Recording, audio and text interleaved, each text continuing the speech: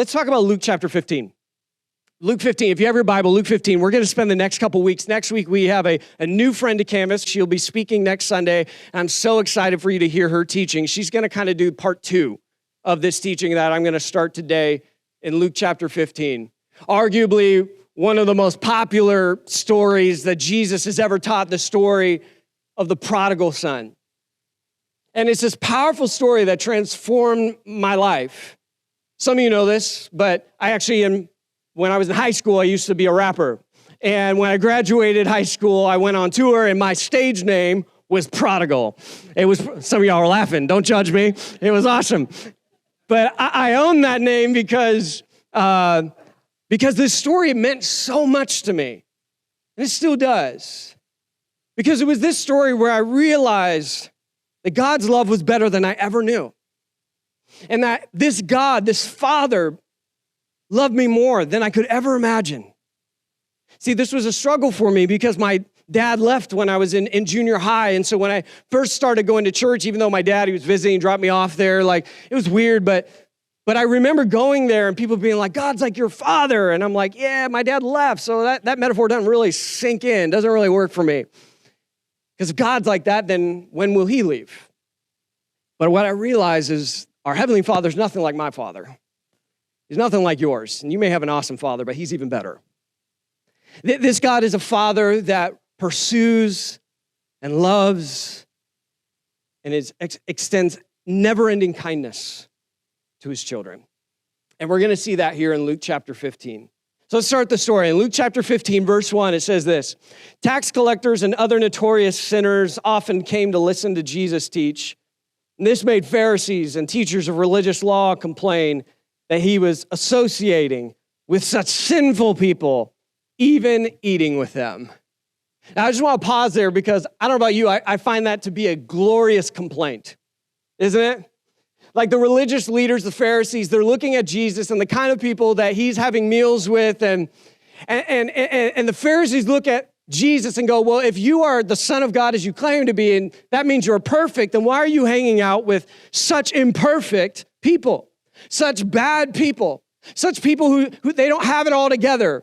They are far from the heart of God. Why are you hanging out with them? I don't know about you, I just think that's a glorious complaint. And if anybody complains about anything about Canvas, I hope it's that. I hope that people will complain that we're the kind of church that really does just let everybody and anybody be a part of the community. That we are a church where there is room for everybody. There's a seat for everybody, no matter how dark your story is, no matter how broken your story is. Even if your dad dropped you off on your 16th birthday here, and that's why you're here, there's a seat at the table for you. Man, I hope if anyone complains about anything about Canvas, that it's the kind of people that we allow to be a part of the community. Because I don't know about you, but I'm not perfect.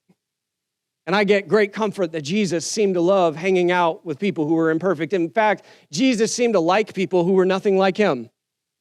And people who are nothing like Jesus seem to really like Jesus. I find that interesting. It makes us wonder as a church, like, if we say we're like Jesus, but people nothing like Jesus don't like us, then are we really all that much like Jesus?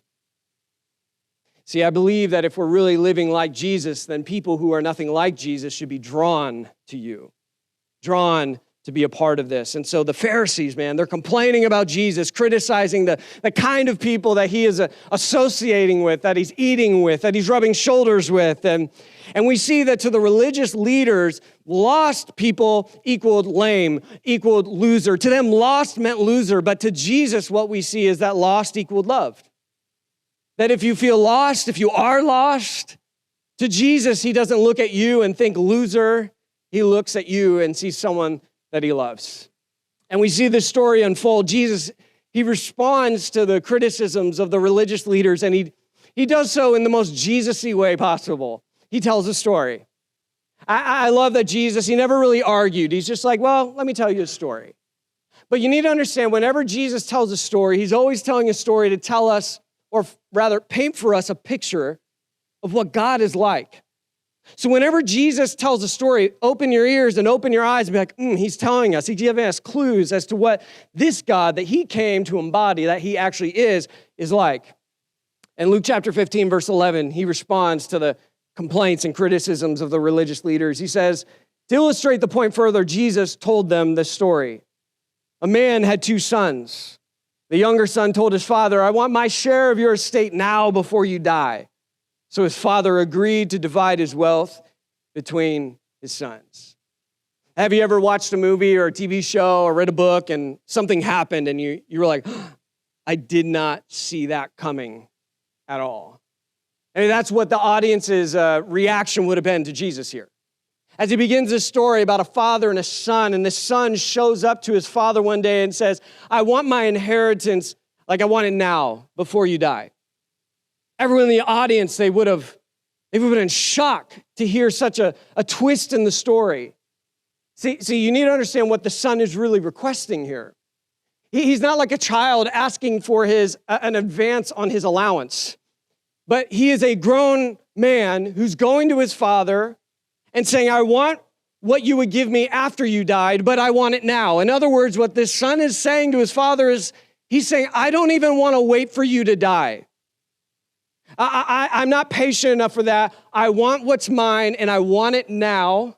And it's not because he had like a new business he was starting or an opportunity, a down payment on a home in San Francisco, which this probably wouldn't be enough for that either. But like it wasn't like opportunistic. It was just this son coming to his dad saying, Dad, in other words, I almost wish you were dead because I just want what's coming my way. What's interesting is that the father, he just does it. He just gives his son what he asks for. Which if Jesus is painting a picture for us about what God is like, then maybe we should pause and see that God is so loving that even when you don't want to have anything to do with him, he'll allow you to have exactly what you're looking for. Does it break his heart? Yes. Does he long to have an intimate relationship with you? Yes. I mean, oftentimes I hear people go, well, why does God give humans the choice if he knew we were going to screw it up? And the reason is because this is a God who's all about love. And it is impossible to have love without choice. Would you want to be in a relationship with someone who forced you to love them? Would you say that's a loving, beautiful relationship? Of course not. You would actually probably call that an abusive relationship. And so God, because he's a God of love, gives you the choice. And that choice, you can receive it or you can reject it. And God is so loving, he'll allow you to do both, even if it breaks his heart. And so you have this son who shows up to his dad. Dad, I don't even want to wait for you to die. I need what's mine, and I need it now. And the dad gives it to him, and in verse 13 says this, a few days later, this younger son packed all his belongings, and he moved to a distant land, and there he wasted all his money in wild living. I think some of us, we have this picture of this son. He goes out, he goes to Vegas. He's twerking in the clubs, like he's just going buck wild. And I don't know, maybe he's a twerker. I don't know, but I do know this. Like what we get out of this is this word scattered. The literal language used here is this son took his inheritance and he just scattered it over here and a little bit over there. And then over here, and then he was over there. There was no focus. There was no intent. There was no purpose, no clarity. He just was scattered. Has anyone ever felt scattered here? Has anyone here ever just felt like a little bit of you is over here, a little bit of you is over here and over there, and you feel like you're being torn apart almost? I mean, maybe for some of you, you're starting 2024 just feeling scattered, investing, and seeing no return. See, before we write off this son as someone that we could never be, let's pause and be honest. Like maybe we are more like this son at times than we like to believe. Living our lives scattered, seeing no return, because we're not living with clarity, purpose, or intent. And what we see happen in the son is that he wastes everything and he finds himself with nothing else to give. In verse 14, it says this, about the time his money ran out, a great famine swept over the land and he began to starve. And he persuaded a local farmer to hire him, and the man sent him into his fields to feed the pigs. And the young man became so hungry that even the pods he was feeding the pigs looked good to him, but no one gave him anything. I mean, how hungry do you need to be for pig food to look good to you? You know what I'm saying? Like, he is at the bottom, starving. He's got nothing else to give. He's jobless, homeless, friendless, familyless. And it's important to see here that what he had was not taken from him. But it's clear that what he had, he gave it away. He's not a victim in this story. These are the consequences of the choices that he made. And maybe for some of you feel trapped in the consequences of choices you made last year or 5 years ago, maybe even 10 years ago. You feel still enslaved, where you're like, I'll just do anything to get out of the space I'm in. If that it resonates, if you understand that, which if you're human, you probably do, that feeling of being stuck in a decision or a failure, that's exactly where this son is.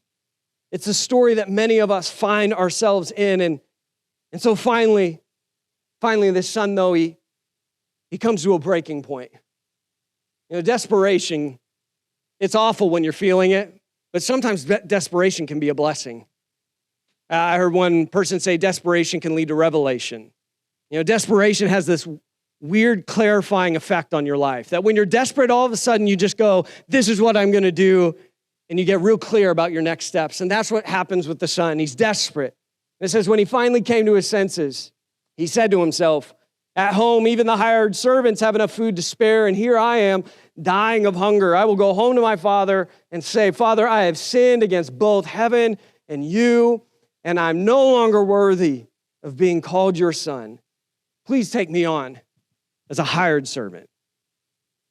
I mean, so this son, he just believes there's no chance. If he goes home, it's not like he can go home and things be as it were before he left and wasted all the inheritance. And so he comes up with this sort of grandiose speech.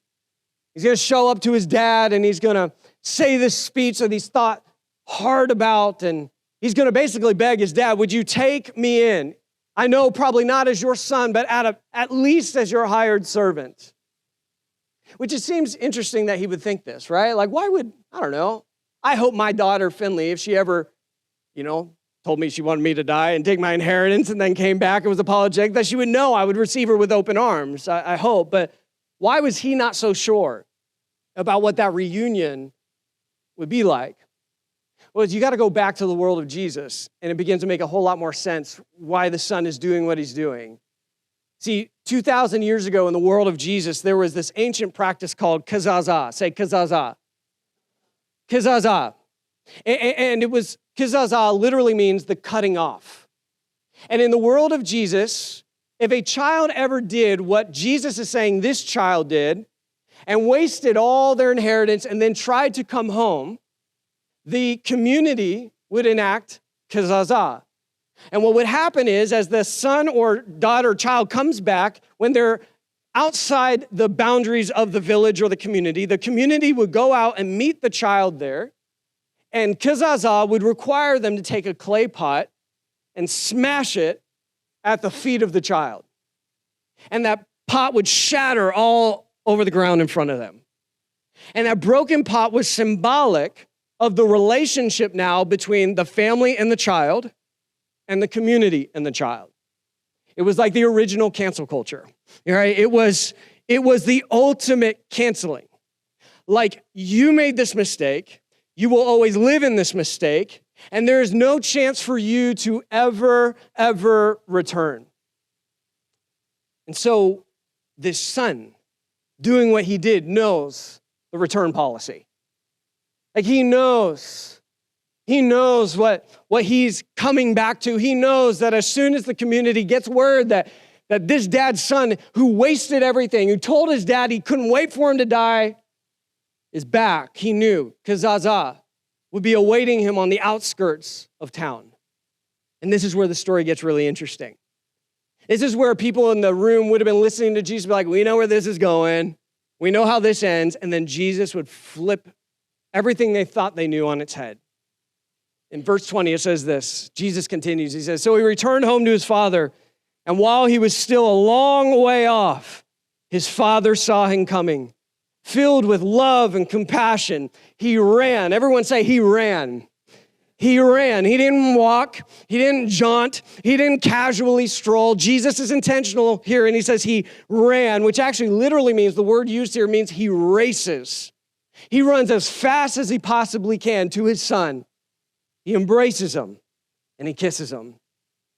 This would have brought every listener's jaw to the floor.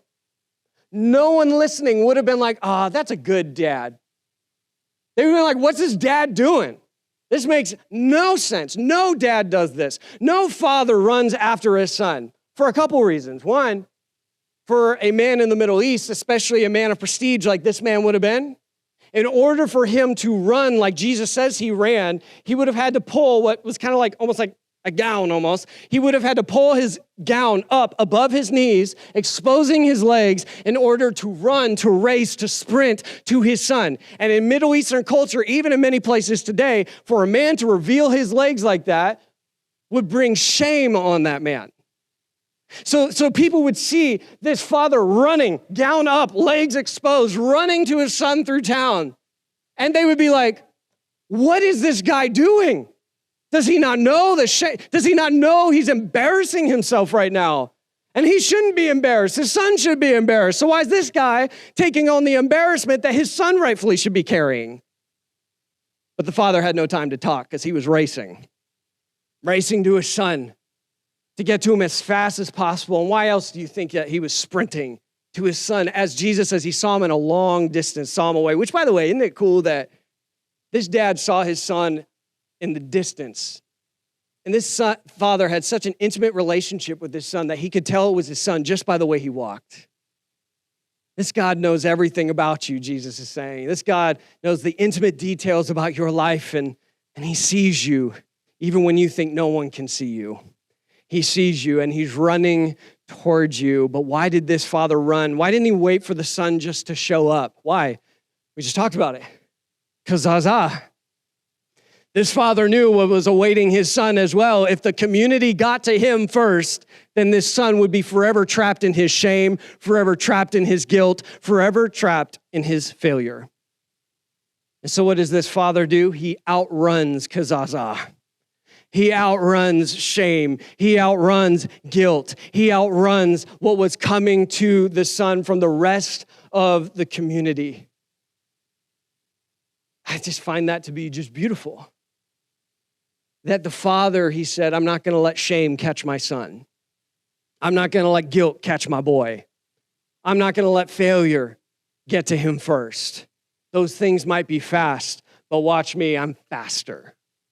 This father sprints to his son, and his son said to him in verse 21, he starts his speech, Father, I have sinned against both heaven and you, and I'm no longer worthy of being called your son.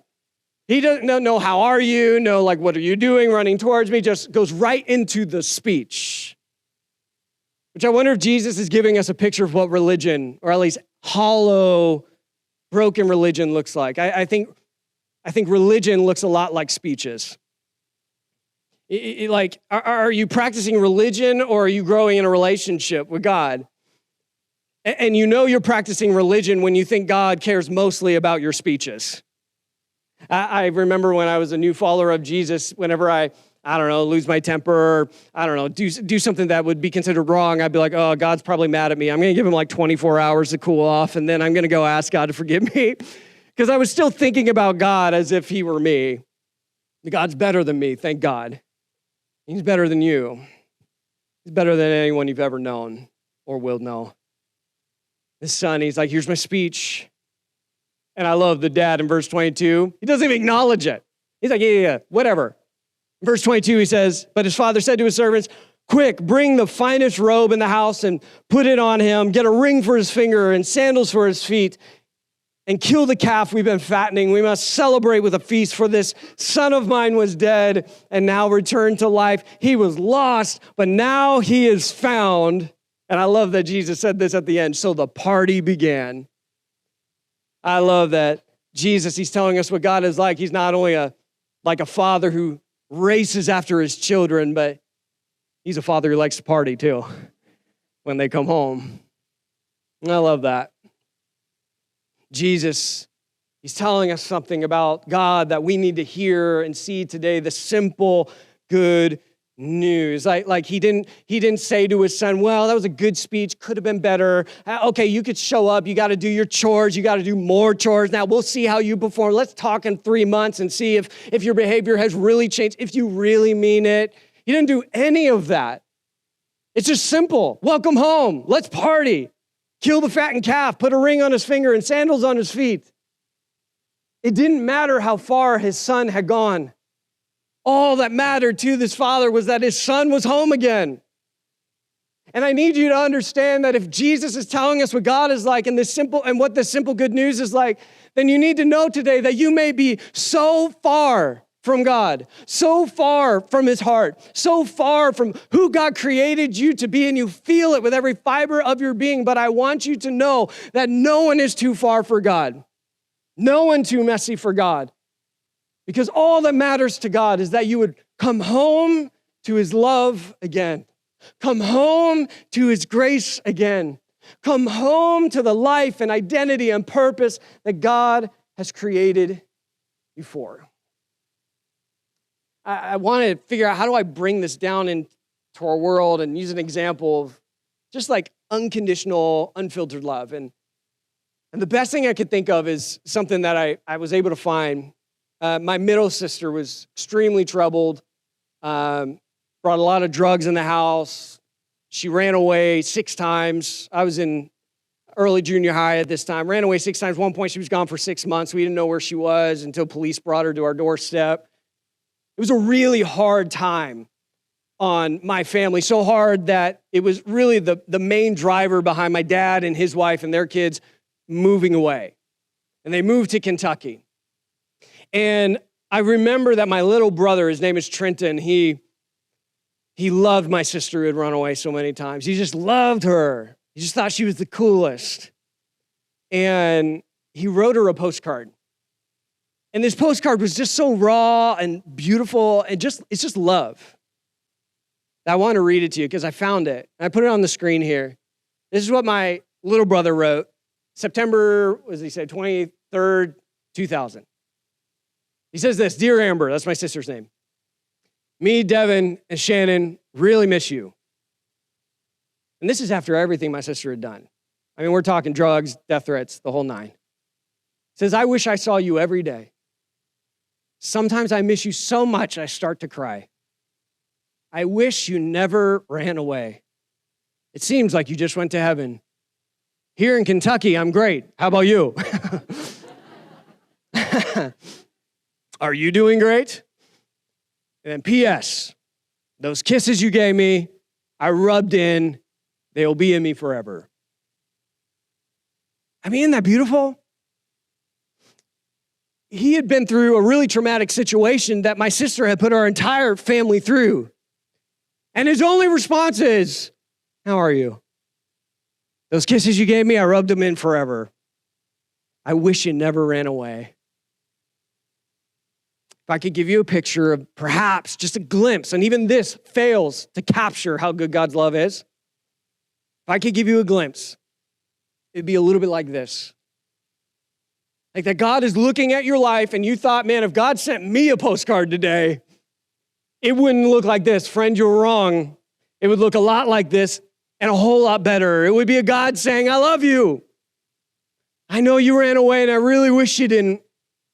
I wish you came home. How are you? How are you? I love you. See, who is Jesus? Jesus, in a lot of ways, is like God's postcard to all of humanity.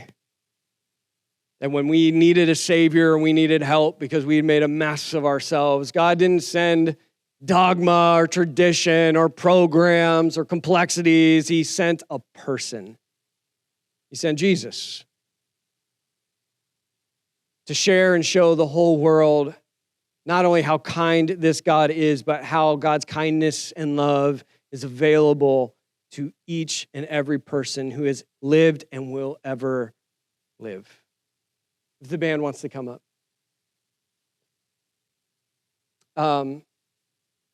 there's a misconception with this story in Luke 15.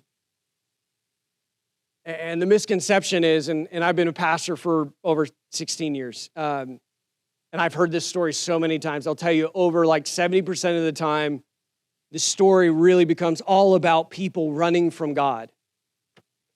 But I don't think when Jesus told this story that he was telling a story about how people run from God. I don't think that was his main idea, his main point. I think when Jesus was telling this story, he was going, I want to tell a story about a God who runs to people. My friends, that is the simple good news. Not news about how people run from God. Sure, that's a part of it, but it's not the headline. The headline is that God runs to people. God races to those who will turn around and come back home, no matter how far they ran and no matter what they did while they were running. This God is just happy that they're home, welcoming them back into his loving arms and into the safety of his love. This is a story about a God who runs to people, and maybe that's not the story you've held of God. Maybe at some point, a person like me in a place like this gave you a story about a God whose arms are crossed. He's frustrated. He's worn out with you. He's on the verge of just losing it on you. Can I tell you, I'm so sorry you were given that story, because that is not the story that Jesus gave the world. The story Jesus gave us about God is a story of a father who races and sprints towards his kids, bringing shame on himself that rightly deserved to be put on them. He puts it on himself, and he cancels the canceling, and he removes the guilt, and he removes the shame, and he removes the regret, and he just says, welcome home. Maybe you're running today. Maybe you've been running more than today. Maybe you've been running for the last few months, maybe the last year, maybe years you've been running. Maybe for some of you, you're scattered and you're depleted and you're bankrupt. Maybe you feel bankrupt emotionally, relationally, maybe spiritually bankrupt, and you are at the end of yourself. The question I want to just ask you, and I can't answer this for you. You really have, this is your question to answer, is will you come home today? What's it going to take for you to just turn around and to just say, God, I want your love, your kindness, your relationship? And what if you didn't wait another day? What if you stopped waiting to somehow be perfect? Because God's not waiting on you to be perfect. He just wants you to be present. So what would it look like for you right now to stop running? To stop spreading yourself all over the place in hopes of finding what you're looking for, but instead just returning to the love of God that has been running your direction the entire time.